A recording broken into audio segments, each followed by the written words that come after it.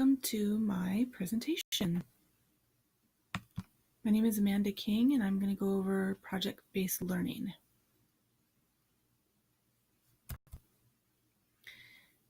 Here we see an infographic that helped me synthesize all of this information. It's not necessarily from our textbook, but it did help me to understand all in one place, all of the elements of a project-based learning community, so to speak, of your classroom. So first, we want to start with significant content. We want to make sure that it's on level with what the kids can understand conceptually, but also in the bigger picture, of course, our California state standards, we want to make sure that we're hitting those. These two, I feel, go together real nicely. We want to figure out what the driving question is, or help the kids find out what their questions are and what they need to know, meaning within this topic, what's interesting to them. And I feel like that's really important, so they have, kind of ownership and buy-in to the project. Again, it's saying, student voice and choice. We need to make sure and provide as much choice is practical within the classroom, but as much choice as possible. And then this one, 21st century skills. This was a real interesting thing to me that I kind of didn't realize about project-based learning before we did this assignment, is that this component is really asking the students who on the outside of our classroom cares about what we're studying, or why do they care about it.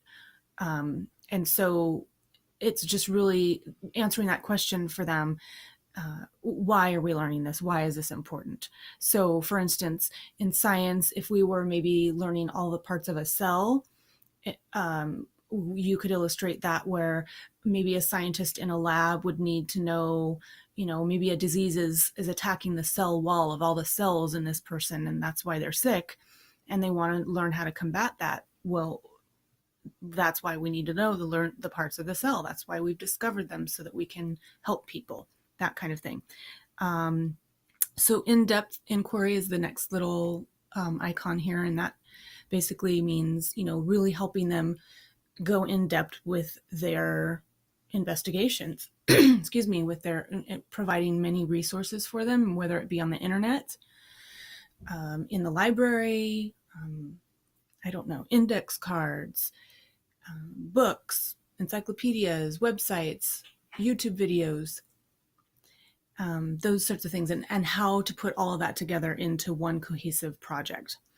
Then also we need to make sure really and give them feedback and allow them to revise as much as possible. Oftentimes, even us as adults, we may have a topic and we may need to revise that topic because an offshoot of it was more interesting to us than the very original idea. So I want to encourage that for my students. And then the last component here would be publicly presented products, meaning anywhere from presenting to your class to maybe entering some sort of project, contest of some sort, like a statewide thing. So it could be small or real big.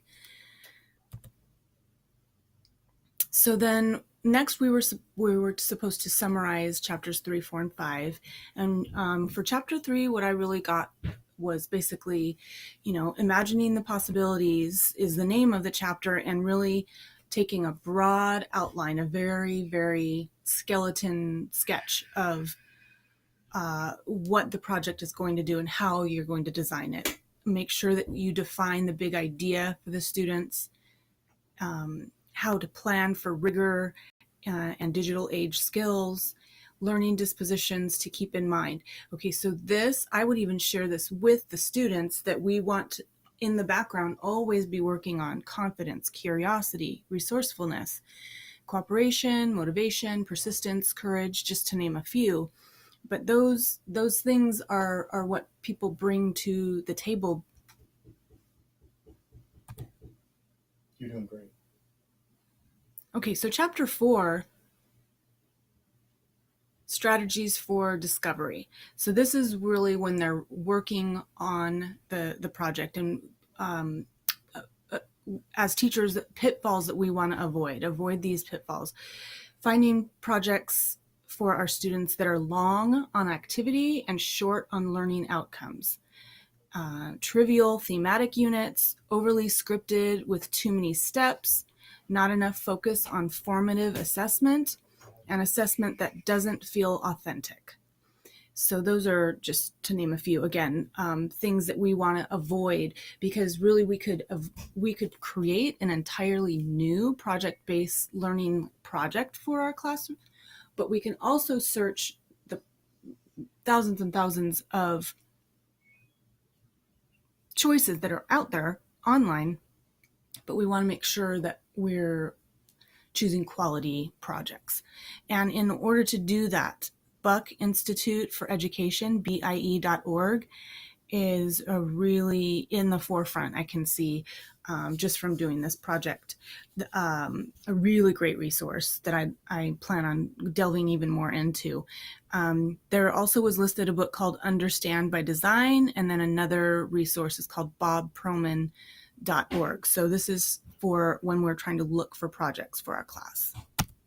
So, and then chapter 5 was all about assessment, making assessment meaningful for the students. So I thought it was interesting to point out assessment for learning and assessment of learning. So this would be more checkpoints along the way and formative assessments. Really, it's going to be really important, because these units could be really long units where you're working on this same project, but it's an entire month long.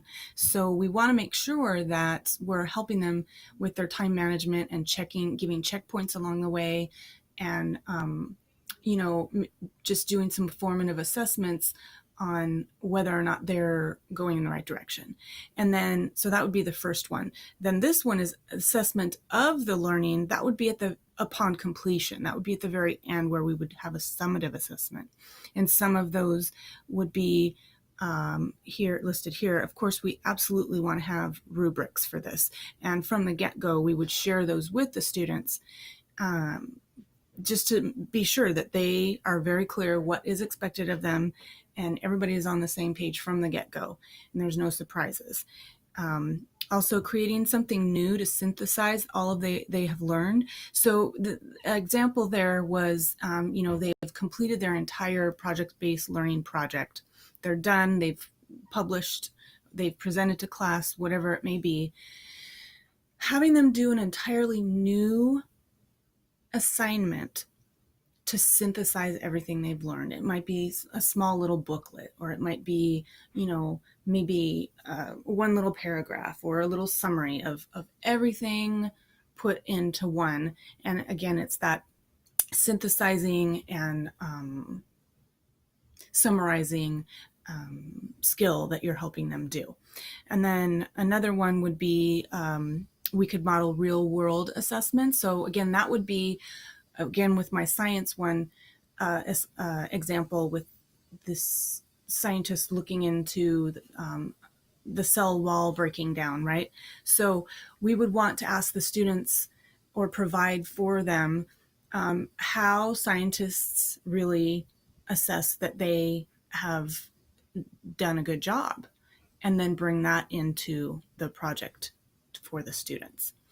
And then the last one here is like entering a contest of some sort. And that's about it with my summary. The reference is pretty straightforward, because it's just one book. It was our textbook, Reinventing Project-Based Learning, Your Field Guide to Real-World Projects in the Digital Age. And the authors are Susie Boss and Jane Krause. And it was published by the International Society for Technology and Education in 2014. Thank you very much for listening. I hope you enjoyed my